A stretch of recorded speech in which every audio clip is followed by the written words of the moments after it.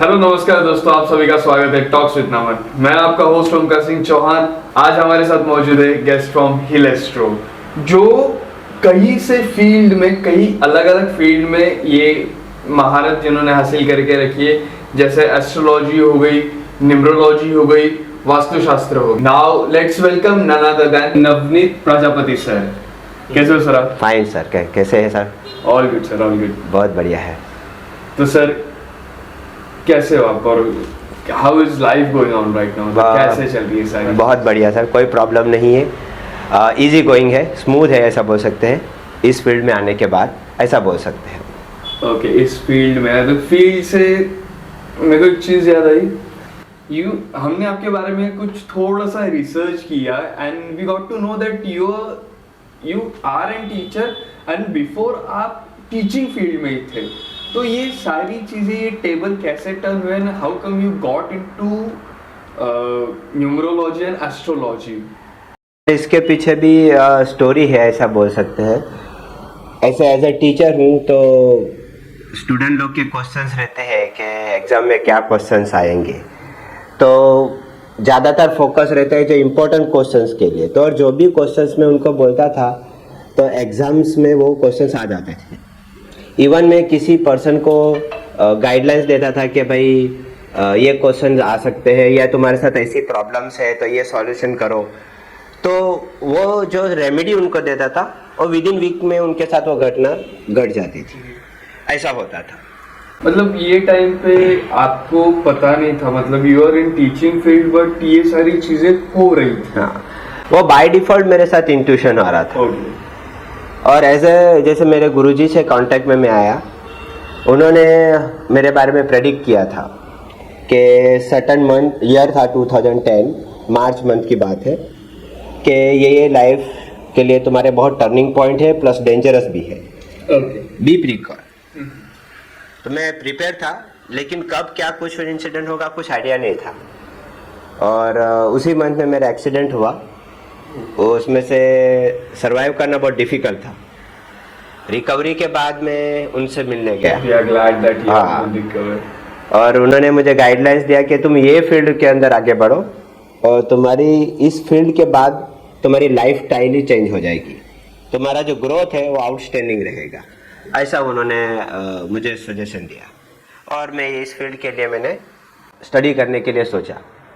Okay, so sir जैसे आपने बताया कि आप ये एक इंडस्ट्री कह सकते हैं या एक फील्ड कह सकते हैं, ये फील्ड में आया, बट जैसे कि हमने कुछ नॉलेज गैदर किया आपके बारे में, या स्टडीड इन दिस एंड शायद से, I am not sure about, बहुत कम लोग रहते हैं जो एक प्रॉपर वे में उसके बारे में स्टडी करते, कुछ डिग्रीज लेते, कुछ एग्जैक्टली कोर्सेज करते उसके बारे में।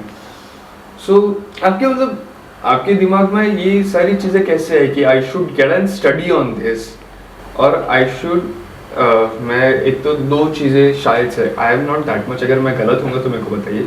कुछ लोग अपने गुरुजी के पास जाके तालीम में अच्छे से उसकी शिक्षा लेते, बट इन मॉडर्नाइजेशन कुछ लोग एक उसकी स्टडीज करते। सो आप how U turn into that कि मेरे को उसकी स्टडी करनी चाहिए, क्योंकि आपको इंट्यूशंस तो पहले से ही आ रहे थे। जैसे कि अभी वास्तु में इतने सारे मुझे रिजल्ट मिले हैं, क्योंकि जो गुरुजी ने जो बोले थे उसके बेस पे मैंने चेंजेस किए और मुझे रिजल्ट मिल रहे हैं। तो मुझे लगा कि अगर मुझे इतना चेंजेस मिल रहा है तो सामने वाले को भी इतना चेंजेस मिलेगा अगर मैं इसको प्रॉपर स्टडी करता हूँ।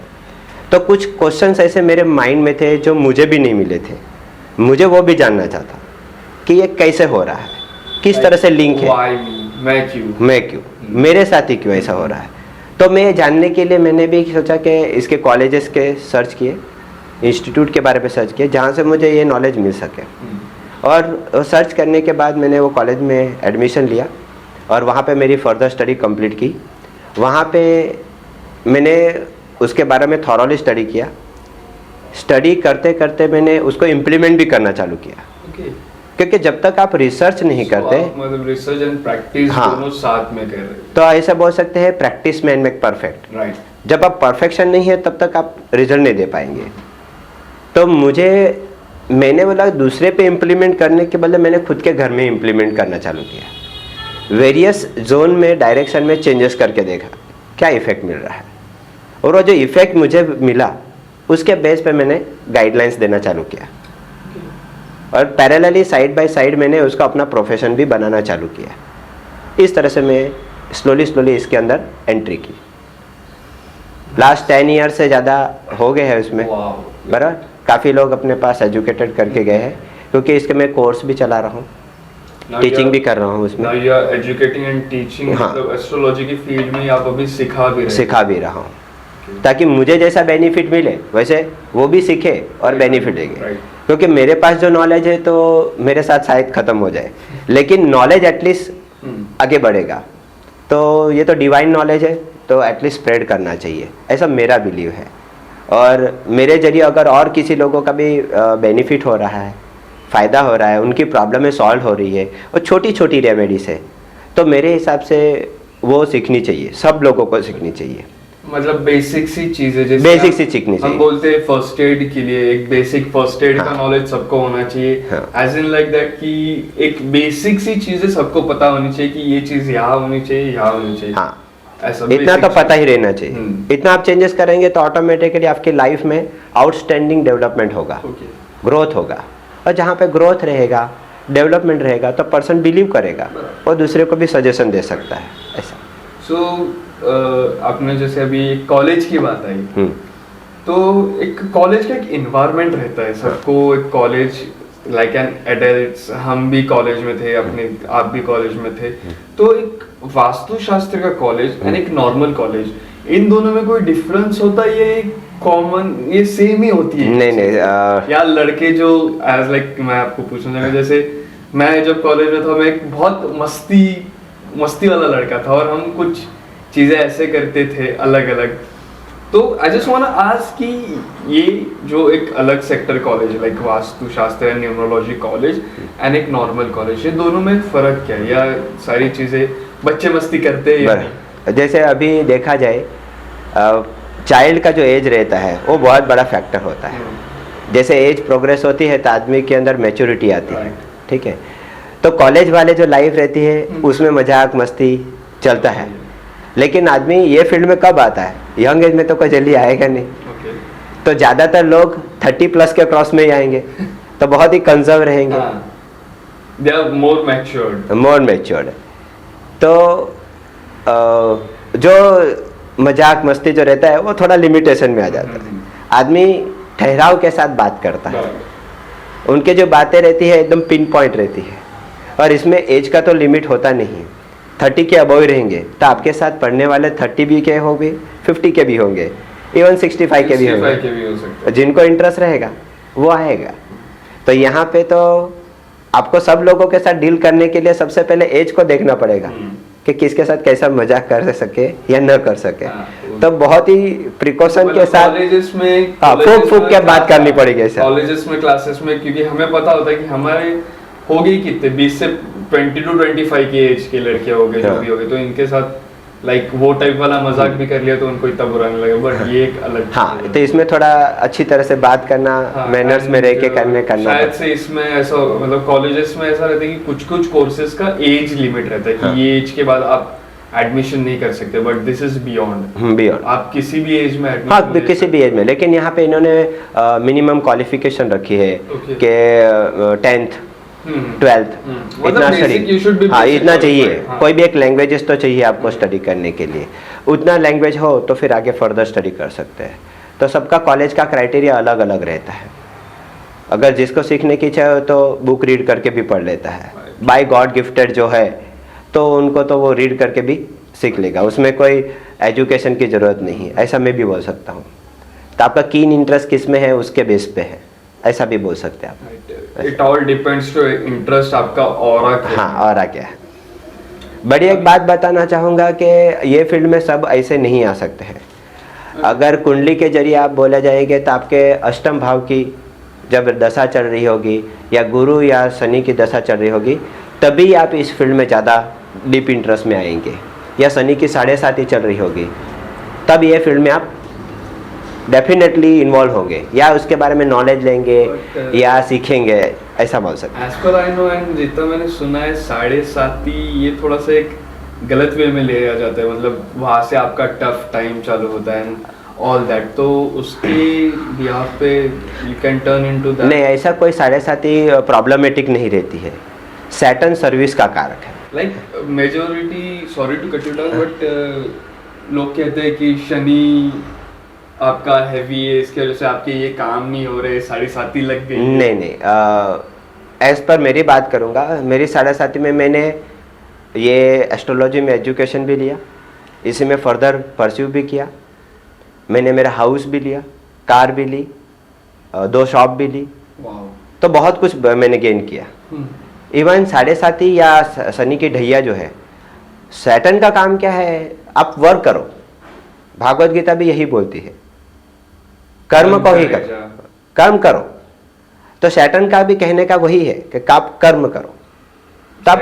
हाँ, तो आपको ये क्या करेगा, सैटर्न जो क्या कहता है, आपको बरोबर जैसे भट्टी में लोहे को बरोबर गर्म किया जाता है और बाद में तराश के बाहर आता है, बस वैसा ही यहाँ पे है। ये टाइमिंग है आपको डेवलप करने का, कुछ नया सीखने का, कुछ नया जानने का। अगर ये आप इसमें कर रहे हैं, डेफिनेटली आप 7:30 में आएंगे आगे। स्टार्टिंग का 2.5 ईयर आपको स्ट्रगलिंग देता है, फिर बाद में नेक्स्ट 2.5 ईयर आपको धीरे धीरे ग्रोथ देगा, और लास्ट का फाइनल तो आपके लिए सब विश पूरा करके जाएगा। तो मेरे हिसाब से 7:30 मैं नहीं मानता कि प्रॉब्लमेटिक है, या इवन ढैया भी कोई प्रॉब्लमेटिक नहीं है। आप इसमें बरोबर मेहनत करते हैं, इनपुट देते हैं, तो आउटपुट तो मिलेगा ही। सिंपल। आपका ऑरा भी बहुत इम्पोर्टेंट होता है शायद से, कि how you are around peoples. Aura मेरे लिए तो मैं यही सोचता हूँ कि एक अपनी एक नेगेटिव या पॉजिटिव वाइब रहती है किसी भी इंसान की। ऑरा पॉजिटिव ही देंगे, लेकिन इसकी लेंथ वेरी होती है। किसी का 1 मीटर का लेंथ, किसी का 1.3 मीटर का लेंथ, जिसका ऑरा ज़्यादा रहेगा तो वो पॉजिटिव ज़्यादा रहेगा, उसके काम ऑटोमेटिक होने लगेंगे। और वैसे पीपल के कांटेक्ट में अगर हम रहेंगे तो अपना काम ऑटोमेटिक होने लगता है। इसलिए एक कट करने की बात कर, जैसे कि ज़्यादातर लोग बोलते हैं कि अच्छे लोगों के साथ बैठना सीखो, पैसे वालों के सीखोगे तो हाँ, पैसे वालों के साथ बैठोगे तो पैसे वाले जैसे थॉट्स आएंगे। तो अच्छे लोगों से मतलब क्या, उनके पास वो थॉट्स है, कहाँ से आए, तो जब पॉजिटिव एनर्जी रहेगी तो ही ये थॉट आ सकते हैं।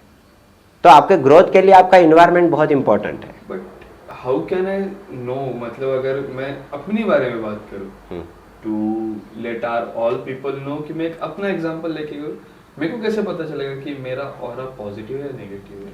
अगर कोई पर्सन आपके साथ कनेक्टेड हो रहा है और वो भी अच्छी फीलिंग कर रहा है, तो आपका ऑरा पॉजिटिव है। अगर मेरे प्रेजेंस में आपको अच्छा फील हो रहा है तो मेरी एनर्जी पॉजिटिव है। आपके साथ कांटेक्ट करने के साथ मुझे अगर चिड़चिड़ापन लग रहा है, फ्रस्ट्रेशन लग रहा है, नेगेटिव थॉट्स आ रहे हैं, अनइजीनेस लग रहा है, तो आपकी ऑरा नेगेटिव है। या वो ऐसे एरिया में आप जाके आए हैं जहाँ पे ऑलरेडी नेगेटिविटी थी, तो वो आपके ऊपर इफेक्ट करेगी। तो जैसे समझ लीजिए फॉर एन एग्जांपल, मेरे को पता चल गया कि मेरा ऑरा नेगेटिव है, सो मैं उससे पॉजिटिव टर्न करने के लिए, अभी ऑरा अगर नेगेटिव होगा तो मैं लोगों से ज़्यादा कनेक्ट नहीं कर पाऊंगा, मेरे शायद से मेरे में कॉन्फिडेंस कम होगा, मैं बहुत सी चीज़ों में लैक करूँगा, बराबर है। तो अगर मेरे को अपना ऑरा टर्न करना है टू पॉजिटिव और मोर लेस नेगेटिव करना है, तो वो मैं कैसे कर पाऊँगा? अगर हम लोग बात करें शास्त्रों की, या हम बात करें पुराने दादा दादी के ज़माने के नुस्खों की, तो हम पहले क्या बोलते थे, नज़र लग जाती थी, क्या घुमाते थे, नीम घुमाते थे, तो पॉजिटिव को क्लीनिंग करने का काम करता था, बराबर। इवन हम लोग तुलसी की पूजा करते हैं, वो भी पॉजिटिव है, ठीक है। तो तुलसी के पत्ते हम खा सकते हैं। बेस्ट रेमेडी है, नहाने का जो पानी है आप उसमें थोड़ा सेंधा नौका, अक्खा नमक बोलते हैं जिसको, सेंद्रिय नमक, हाँ सेंद्रिय, वो डाल दो और उसे बात करो गर्म पानी में, या ठंडा पानी, बात करो। अगर उसमें थोड़ा सा सॉल्ट डालो, उसके नहाओ। या आप बाहर जाके, पहले के बूढ़े लोग बोलते थे कि आप कहीं बाहर जाके आए तो आपको क्या करना है, सबसे आके पहले हाथ पैर धोने हैं, या नहा लीजिए, या क्लोथ चेंज कर दीजिए, क्योंकि ये नेगेटिव एनर्जी कहाँ पे इफेक्ट करेगी, बॉडी पे इफेक्ट करेगी, क्लोथ पे इफेक्ट करेगी। बराबर। तो आप उसी को चेंज कर रहे हैं, उसी को फिल्टर कर दे रहे हैं, तो पॉजिटिव और ऑटोमेटिक डेवलप हो पाएगी, नेगेटिव ऑटोमेटिक निकल जाएगी। तो ये सिंपल रेमेडी है जो घरेलू नुस्खे बोल सकते हैं। बराबर। इवन हल्दी का यूज़ करते हैं, ये भी एक बेस्ट रेमेडी है। हल्दी थोड़ा एक चुटकी भर आप थर्सडे के दिन पानी में डाल के नहाइए, वो भी आपके ऑरा को क्लीन करेगा। तो यहाँ पे 2 रेमेडी हो गई। एक हल्दी, मतलब आपका जुपिटर अच्छा होगा, ओके। प्लैनेट के साथ कॉम्बिनेशन है। जुपिटर अच्छा हो गया तो आपको मनी, हेल्थ, फाइनेंस, एजुकेशन अच्छा ही मिलेगा। और दूसरा नमक, सॉल्ट, सैटर्न अच्छा हो गया, सर्विस, ओल्ड पीपल की ब्लेसिंग अच्छी मिलेगी। सिंपल तरीका है। ओके सर, तो अब हम बात करेंगे हेल्थ के बारे में। तो आप हमारे दर्शकों को बताना चाहोगे कि एग्जैक्टली हेल्थ कितने लेवल तक इसको जस्टिफाई करते हैं, कितने लेवल तक इसमें फ़र्क पड़ता है? अभी सर हेल्थ बोलेंगे तो 2 टाइप की होगी, एक तो फिजिकली और दूसरा मेंटली। अगर फिजिकली या मेंटली दोनों हेल्थ को हम टारगेट कर रहे हैं तो जो पूरा घर है उसका नॉर्थ ईस्ट जोन है, वो तुम्हारा मेंटली इफेक्ट करेगा। नॉर्थ ईस्ट और नॉर्थ ईस्ट, ये दोनों जोन के बीच में एक हेल्थ जोन रहता है, नॉर्थ ईस्ट। बराबर। यहाँ पे अगर किसी के भी घर में रेड कलर का कोई भी ऑब्जेक्ट है या ऑरेंज है या पिंक है तो उनको हेल्थ इश्यूज 101% रहेगी। हाँ, ये कलर रेमेडी उधर प्रॉब्लम क्रिएट करिए, एंटी कलर्स वहाँ पे आ जा रहे हैं तो उसकी वजह से हेल्थ रिलेटेड इश्यूज आ रहे हैं उसको। तो ये हेल्थ यहाँ से पहले इफेक्ट करेगी। अगर हेल्थ इफेक्ट हो रहा है तो उसके रिलेटेड दूसरा जोन भी इफेक्ट करेगा, तो साउथ ईस्ट में भी प्रॉब्लम आएगा, पैसा जा रहा है ना। तो हेल्थ के पीछे पैसा खर्च हो रहा है, बराबर। तो पैसा का जोन साउथ ईस्ट है, वो जोन का कलर कहाँ पे आया है, हेल्थ में आया है। ऐसा सिंपल तरीके से समझ सकते हैं आप। तो हेल्थ डिटोरिएट हो रही है मतलब वहाँ पे कोई ना कोई एंटी एलिमेंट है, का तो कलर प्रेजेंट है, का तो शेप प्रेजेंट है, या कोई भी फॉर्म में वहाँ पे फायर एलिमेंट रहेगा, ऐसा आप समझ सकते हैं। ओके, हेल्थ ठीक है, ये सारी चीज़ें। और बहुत से लोग कहते हैं कि इसका हमारे रिलेशनशिप पे भी बहुत फ़र्क पड़ता है, लाइक बिफोर मैरिज या आफ्टर मैरिज सीन्स में बहुत सी चीज़ें गड़बड़ हो जाती है इसमें। तो ये मतलब एग्जैक्टली अगर कोई ये चीज़ से सफ़र कर रहा होगा, जैसे किसी की लव लाइफ अच्छे से नहीं चलती है, हमेशा झगड़े होते रहते हैं, whatever it is, if they are in relation और इफ दे आर मैरिड, हमेशा झगड़े होते रहते, मन नहीं मिलते और एक दूसरे से डिटैच भी नहीं हो पाते। अगर दोनों अलग ही है तो डिटैच हो जाओ, बट वो भी नहीं हो रहा है, there is something, but continue झगड़े होते रहते हैं, कुछ चीजें मतभेद होते ही रहते हैं हमेशा। तो ये भी चीजें इफेक्ट होती है उसमें। यस सर, अभी हम लोग रिलेशनशिप की बात करें, बिफोर मैरिज या आफ्टर मैरिज, बराबर।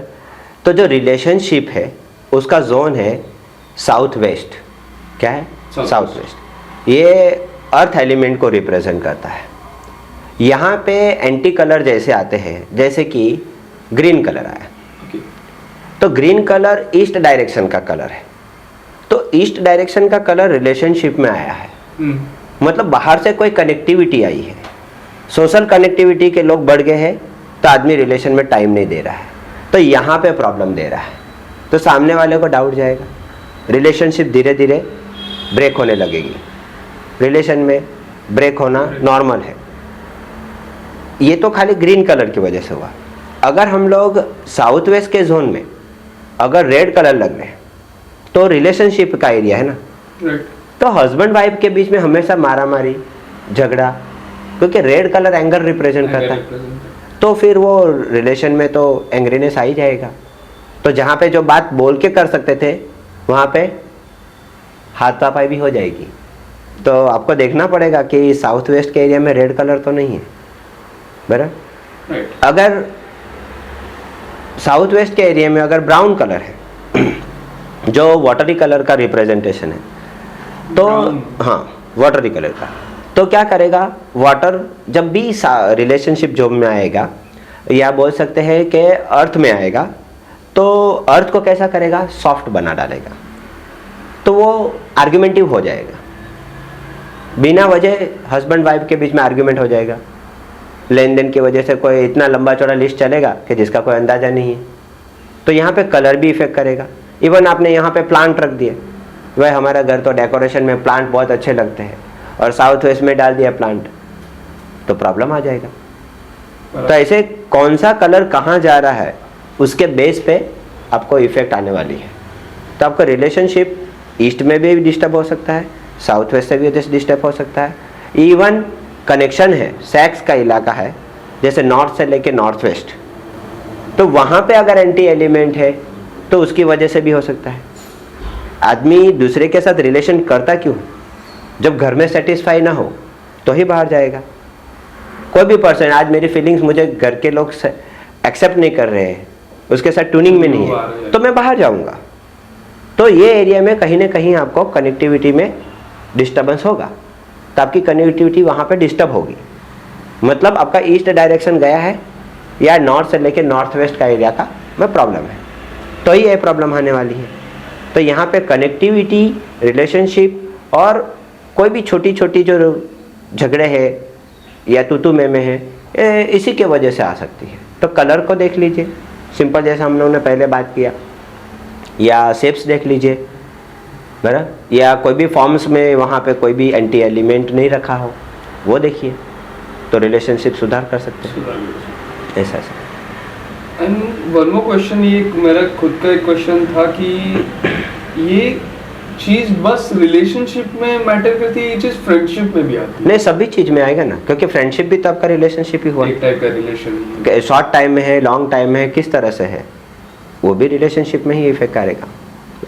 Okay sir. सर रिलेशनशिप खाली इतने पर्सनल लेवल तक नहीं, फ्रेंडशिप तो ठीक है, आपके बिजनेस में भी इफेक्ट करेगी। बिजनेस रिलेशन, तो बिजनेस रिलेशन में भी तो साउथ वेस्ट आएगा, वहाँ पे आपके क्लाइंट टूटेंगे, जो पुराने क्रेडिटर्स है वो टूटेंगे, बराबर। इसके अलावा अगर आप बात करें तो आपको बिजनेस रन करने के लिए फाइनेंशियल इंस्टीट्यूट की ज़रूरत पड़ेगी, वहाँ पे उनके साथ भी कनेक्शन और सपोर्ट चाहिए। अगर वो नहीं मिल रहा है, जैसे लोन नहीं मिल रही है, तो आपका नॉर्थ वेस्ट डिस्टर्ब होगा। कैश फ्लो का प्रॉब्लम है तो साउथ ईस्ट डिस्टर्ब होगा। कस्टमर ही नहीं आ रहा है तो नॉर्थ का डिस्टर्ब होगा, वहाँ पे कोई ना कोई एलिमेंट खराब हो रहा है। या अगर आप बोलिए कि प्रॉफिट ही नहीं हो रहा बिजनेस में, तो वेस्ट खराब होगा। या एवरी ईयर लगातार लॉस होते जा रहा है, स्टेप बाय स्टेप से, साउथ वेस्ट होगा। तो ऐसे छोटे छोटे प्रॉब्लम्स है जो आपके बिजनेस के साथ डील कर सकते हैं। ये भी तो रिलेशनशिप की वजह से ही डिस्टर्ब हो रही है। अगर आपका रिलेशनशिप होगा तो ये सब जगह पे कस्टमर टूटेंगे ही नहीं, प्रॉफिट होगा ही होगा, लॉस होने का चांसेस ही नहीं है। ये सब कनेक्टिविटी से है, डिनेट करता है। तो यहाँ पे सभी जोन कुछ ना कुछ रिलेशन देते हैं, या इसका इफेक्ट कहीं पे भी देखने को मिल सकते हैं। फ्रेंडशिप बोलो, लव मैरिज देखो, या इवन मैरिज देखो, या इवन बिजनेस देखो, कोई भी जगह पे देखने को मिलेगा आपको, बराबर। तो सब जगह पे ये इफेक्टेड होगा।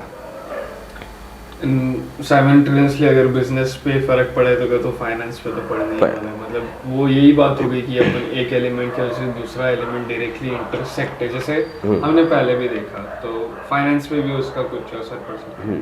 अगर सर अगर आप देखेंगे कि किसी का घर का वास्तु डिस्टर्ब है, तो डेफिनेटली उसका फैक्ट्री का भी डिस्टर्ब होगा, ऑफिस का भी डिस्टर्ब ही होगा। अगर हम 24 आवर्स की बात करते हैं तो ज़्यादातर टाइमिंग 10 आवर्स ऑफिस में और 10 आवर्स होम में, तो 20 आवर्स तो मेजरली हम लोग के डे में से ऐसे ही चले गए। 4 आवर्स बचे जो यहाँ वहाँ हम मोमेंट के लिए यूज़ कर सकते हैं। तो मैक्सिमम 2 जगह पे हम लोग ज़्यादा टाइम स्पेंड कर रहे हैं। मतलब ऐसा हो गया कि अगर घर का वास्तु डिस्टर्ब है तो ऑफिस में भी डिस्टर्बेंस मिलेगा ही मिलेगा। इसलिए मेजर अगर आप वास्तु में चेंजेस करना चाहते हैं तो 2 प्लेस पे जरूर करना चाहिए। खाली होम का वास्तु करवाया सफिशिएंट रिजल्ट नहीं देगा, ऑफिस का भी साथ में करवा लीजिए, तो ये दोनों जगह पे काउंटर इफेक्ट देगा। तो तो ये मेरे हिसाब से 2 जगह पे वास्तु करवाना चाहिए। दूसरा तभी करवाना चाहिए जब आपको सामने वाले के ऊपर पूरा ट्रस्ट हो। ओके। आपका बिलीव बहुत इंपॉर्टेंट है। हम्म। अगर आप उनके ऊपर डाउट कर रहे हैं या बिलीव उन्होंने बोला है, रेफरेंस दिया है, तो चलो कब मंगवा लेते हैं, बुला लेते हैं, यहाँ से भी कनेक्शन होना चाहिए। अगर ये बराबर कनेक्शन है तो आपको जल्दी रिजल्ट देगा। पर ऐसे बहुत बार होता है कि जैसे मैंने कुछ चीज़ एक्सपीरियंस की तो मैं मेरे किसी दोस्त को रेफर कर दूंगा कि हाँ ये गुरुजी है, इनसे आप बात कर लीजिए, ये आपको आपकी प्रॉब्लम सॉल्व करे। तो ये तो बहुत बार होता है ना, पर ऐसे तो। लेकिन ये आपका पॉजिटिव वाइब्स है, सामने वाला क्या यही पॉजिटिवनेस के साथ क्या एक्सेप्ट कर रहा है ओके ओके। और बुला रहा है, तो क्या वही पॉजिटिव थॉट से बुला रहा है, वो भी तो देखना पड़ेगा ना। अगर वो आपको उस पॉजिटिव वाइब से नहीं बुला रहा है तो इफेक्ट कम मिलेगा। उनके घर के फैमिली मेंबर्स का भी वैसा ही रिस्पांस मिलना चाहिए तो अच्छा है। अब आपके घर में 10 लोग हैं, 10 के 10 लोग बोल रहे हैं कि हम ये बात के लिए वास्तु कंसल्टेंट को बुलाना चाहते हैं और सब लोग एग्री हो रहे हैं, वेल एंड गुड, तो आपको रिजल्ट जल्दी मिलेगा। इसमें से एक भी होगा तो हाँ, तो टाइम लगेगा, वो नेगेटिव ऑरा क्रिएट करेगा, नेगेटिव थॉट भेजेगा, तो आपको वो डेवलप करने में टाइम लगेगा। फिर आपको इमीडिएटली एकदम अच्छा रिजल्ट नहीं मिलेगा, ऐसा मैं कहना चाह सकता हूँ। तो सर अभी इसमें आप कुछ ऐसे भी आपके एक्सपीरियंस हुए होंगे जहाँ पे कुछ हद तक नेगेटिव हो जाता होगा, और एल्स आई कैन से कि the thing we call negative spirit, negative energy, host, ये सारी चीजें कहाँ तक आती है, ये सारे चीजों में या स्पिरिट ही बोल लीजिए उसे, कि ये सारी चीज कहाँ तक आती है? देखो वास्तु है तो वहाँ पे जब पॉजिटिव एनर्जी रहेगी तो डेफिनेटली नेगेटिव एनर्जी का भी इम्पैक्ट देखने को मिलेगा ही मिलेगा, आप उससे बच तो नहीं सकते। बराबर, आपने बहुत सारे ऐसे चैनलों पे भी सुना होगा, टीवी पे शो पे देखा होगा कि यहाँ पे हॉन्टेड एरिया है। बराबर, इवन आप एक घर ले लो, आप उसमें रहने मत जाओ, उसको एज इट इज अलोन छोड़ दो, उसके बाद आप उसके अंदर एंट्री में तो भी आपको अनइजीनेस फील होगा, तो आपकी बॉडी सेंस करेगी ना उस चीज़ के लिए। एग्जैक्टली, क्योंकि अगर सेंस की बात हुई तो मैं कई जगहों पे ऐसे गया हूँ जहाँ अगर मैं वॉक कर रहा हूँ, अभी I can tell the location exactly, मैं बताऊंगा आपको, बट वहां से अगर मैं जा रहा हूँ तो एग्जैक्टली एक पॉइंट आता है जहाँ मेरी हार्ट बीट बहुत स्ट्रॉन्ग है, तक तक तक तक तक, देन स्वेट वगैरह आने लग जाए, थोड़ा आगे गया, मैं जब रिटर्न आ रहा हूँ फिर से उसी जगह पे वही चीजें रिपीट हो रही है, बाहर आ रहा हूँ अगेन नॉर्मल। तो ये क्या होता है, मतलब ये क्यों इतनी नेगेटिव वाइब रहती है? अभी नेगेटिव एनर्जी मतलब क्या सर, एक्चुअली साइंटिफिक टर्म में बोला जाए तो उसको बोलते हैं जियोपैथिक स्ट्रेस। आप गूगल कर सकते हैं, जियोपैथिक स्ट्रेस। हाँ, जियोपैथिक स्ट्रेस मतलब ये वाइब्रेशन है, वेव्स है। अरे वेव्स बहुत हाई फ्रीक्वेंसी की रहती है, अगर इतनी हाई फ्रीक्वेंसी के साथ हम लोग टकराएंगे तो डेफिनेटली जो हमारे बॉडी का जो स्मॉल ब्रेन है, पिट्यूटरी ग्लैंड है, वहाँ पे सेरेबेलम है, उसको स्ट्राइक करेगा। तो बॉडी का जो रियली बैलेंस मेंटेन करने का काम है उसका, सेरेबेलम का हो, उसको झंझोड़ के रख देगा। तो आदमी को क्या लगा, चक्कर आएंगे, इवन स्वेट आने लगेंगे, बॉडी का बैलेंस डिस्टर्ब हो जाएगा। जहाँ पे ऐसा स्ट्रेस ज़्यादा रहेगा वो एरिया में आप सर देखिए आपको एक्सीडेंट ज़्यादा होंगे। जैसे 4 रास्ते पे बोलते हैं, चौकड़ी पे, बराबर, और आपको वहीं पे सब टूने टोटके किए हुए मिलेंगे आपको, बराबर। कहीं नींबू उतार के रखा है, नारियल रखा है या कुछ भी है, तो चौकड़ी क्यों बनाया है, उसका 4 रास्ता क्यों बनाया है, तो जरूर वहाँ पे कोई ना कोई ऐसा हॉन्टेड एरिया, या वही हॉन्टेड तो नहीं बोल सकता हूँ, लेकिन वो स्ट्रेस ज़्यादा है। इवन पहले के टाइम पे ये जियोपैथिक स्ट्रेस वहीं मिलती थी जहाँ पे वाटर सोर्सेस था। आप कई जगह पे आप देखोगे कि पानी का सोर्स जमीन के अंदर कहाँ पे है, तो नारियल घुमा के भी वहाँ पे पता चल जाए, वो भी जियोपैथिक स्ट्रेस की वजह से रोटेशन होता है, वो भी एक नेगेटिव एनर्जी इंडिकेट करता है। अगर जियोपैथिक स्ट्रेस या नेगेटिव एनर्जी की बात करेंगे, वहाँ पे आपको प्लांट प्रॉपर ग्रोथ में नहीं मिलेंगे। प्लांट के ब्रांचेस टेढ़े मेढ़े रहेंगे, सीधा प्लांट ग्रो नहीं हो पाएगा, बराबर। उसका स्ट्रक्चर डिफॉर्मेशन मिलेगा आपको, रूट्स कैच नीचे पानी, हाँ। तो वहाँ पे भी आपको नेगेटिव एनर्जी ऐसा फील होने को मिलेगी आपको, वो भी स्ट्रेस का रिजल्ट है। आप एग्जैक्टली इस चीज को कैसे देखते हो, एज अ साइंटिफिकली या as a something is abnormal and unnatural? अगर लेमन पर्सन तो है नहीं, हम एजुकेटेड है, तो दोनों कॉन्ट्रावर्सीज को साथ में लेके चलना पड़ता है। तो हम लोग को जो ओल्ड बिलीव थे उनकी बातों को भी ध्यान में रखना है, और अभी के जो साइंटिफिक है दोनों अप्रोच को कंबाइन कर देना है। तो हम लोग उसमें वेरीफाई कर सकते हैं कि हाँ ये चीज़ इसके साथ लिंक है, तो हम बोल सकते हैं साइंटिफिकली ज़्यादा एटीट्यूड रहेगा। तो जो लेमन या ओल्ड पीपल जो बोलते थे उनका कोई ना कोई कनेक्शन होना चाहिए। अगर हम लोग डिकोड कर पाए तो डेफिनेटली वो साइंटिफिक है। और आपको पता है अपने इंडिया का कल्चर्स बहुत वास्ट है, और कल्चर टोटल साइंटिफिक है, उसमें बताने की कोई ज़रूरत नहीं। जो भी साइंस में अब तक जितने भी इन्वेंशन हुए हैं, मेरे हिसाब से उसके 10% भी नहीं होंगे अपने शास्त्र के अकॉर्डिंग। ऐसे वेपन्स टेक्नोलॉजी अब तक नहीं बने हैं। तो ये टोटली साइंस ही है, और वास्तुशास्त्र तो टोटली साइंटिफिक ही बोला गया, शास्त्र साइंस हो गया ऐसा। तो मेरे हिसाब से ये साइंस ही है। तो जैसे अलग अलग टाइप के रिलीजन्स में वी आर इन इंडिया, जहाँ पे वर्सेटाइल्स बहुत अलग अलग से रिलीजन्स है, तो हर एक जगह ये कुछ अलग वर्कशिप रहती है, मेथड्स अलग रहते हैं, या कैसे होता है मतलब एग्जैक्टली? या वास्तु बस एक ही रिलीजन को, किसी एक ही रिलीजन को एनफोर्स करता है, एक ही रिलीजन पे होता है? ऐसा नहीं है सर जी। अभी बात करेंगे वास्तु की शुरुआत कहाँ से हुई, तो 5-6 हज़ार साल पहले की होगी। वास्तु के जो शिल्पकार है, अभी जो उनकी एनिवर्सरी गई है या पुण्यतिथि गई है, विश्वकर्मा, ठीक है। ये इवन मयामत्तम करके है, मई नाम के दानव थे, उन्होंने अपना वास्तु अलग से बनाया है।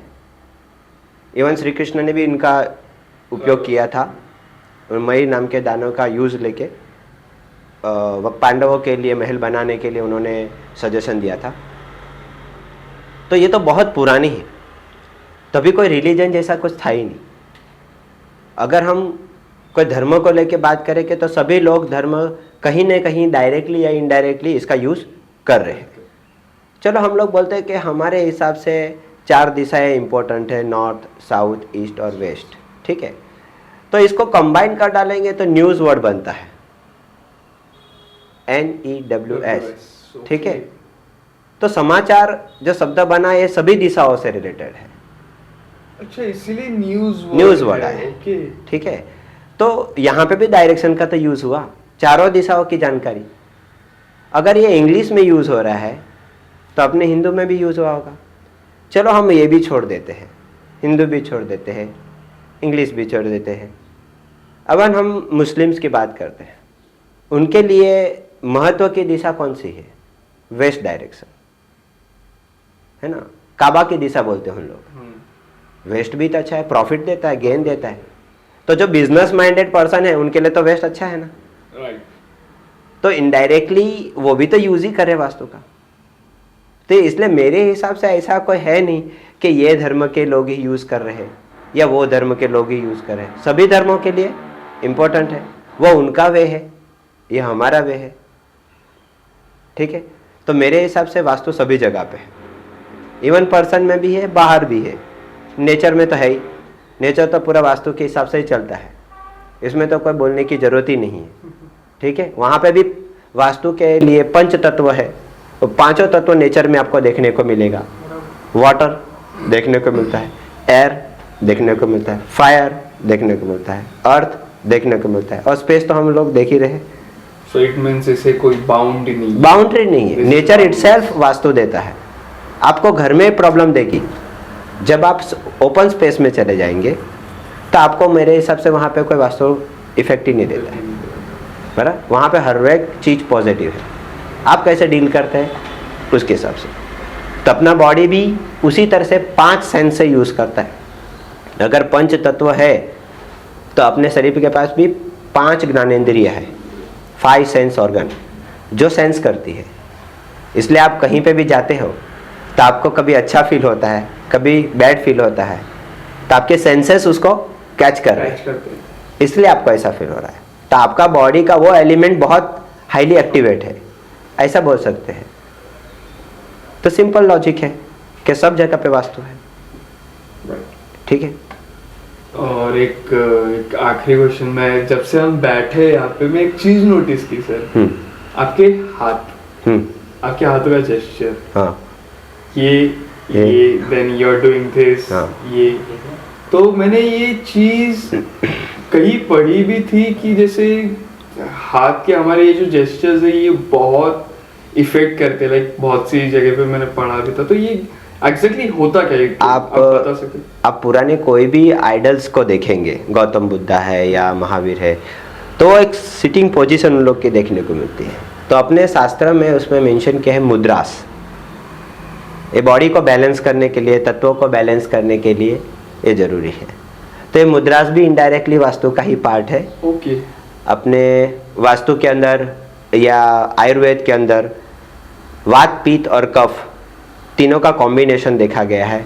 वो सब चीज़ को बैलेंस करने के लिए मुद्रास काम करते हैं, और मुद्रास इनडायरेक्टली हमारे बॉडी के जो चक्रास है, एक्यूप्रेशर है, उसमें काम करते हैं। तो इनडायरेक्टली जितनी भी हम स्टोरीज देखते हैं या सुनते हैं वो सब एक दूसरे से लिंक है, बराबर। कहीं कोई किसी से वास्तु से सेपरेट नहीं हो सकता। बेसिकली हमारे ऑडियंस को आप बताना चाहोगे कि मतलब अगर कौन सी एंगल्स हाथ के जो किस किस एरा में काम करते हैं?